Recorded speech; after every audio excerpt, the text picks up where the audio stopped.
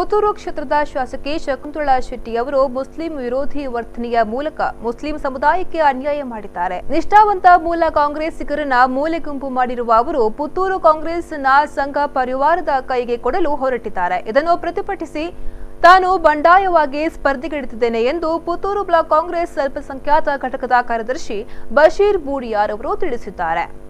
ಪುತ್ತೂರಿನಲ್ಲಿ ಗುರುವಾರ ಮಾಧ್ಯಮಗೋಷ್ಠಿಯಲ್ಲಿ ಮಾತನಾಡಿದ ಅವರು, ರಾಜ್ಯದಲ್ಲಿ ಆಡಳಿತ ನಡೆಸಿರುವ ಸಿದ್ದರಾಮಯ್ಯ ನೇತೃತ್ವದ ಕಾಂಗ್ರೆಸ್ ಸರ್ಕಾರ ಉತ್ತಮ ಕೆಲಸ ಕಾರ್ಯಗಳನ್ನು ಮಾಡಿದೆ. ಕಾಂಗ್ರೆಸ್ ಸರ್ಕಾರಕ್ಕೆ ನಮ್ಮ ವಿರೋಧವಿಲ್ಲ. ಆದರೆ ಪುತ್ತೂರು ಕ್ಷೇತ್ರದಲ್ಲಿ ಮುಸ್ಲಿಂ ಸಮುದಾಯದ ಮತಗಳನ್ನು ಪಡೆದು ಶಾಸಕಿಯಾಗಿದ್ದ ಶಕುಂತಳಾ ಶೆಟ್ಟಿ ಅವರು ಸ್ವಜಾತಿ ಪ್ರೇಮ, ಸಂಘ ಪರಿವಾರದ ನಿಷ್ಠೆಯಿಂದ ಕೆಲಸ ಮಾಡಿದ್ದಾರೆ.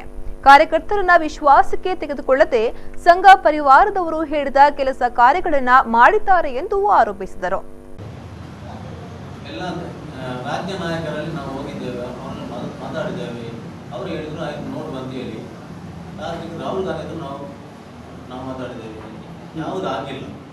ಆದ ಕಾರಣ ನನ್ನ ಬಂಡ ಯಾವಾಗ ನಮಗೆ ಕಾಂಗ್ರೆಸ್ ಮೇಲೆ ನಮಗೆ ಅಭಿಮಾನ ಇದೆ, ಆದರೆ ಸದ್ಯದಲ್ಲಿ ನಮಗೆ ಅಭಿಮಾನ.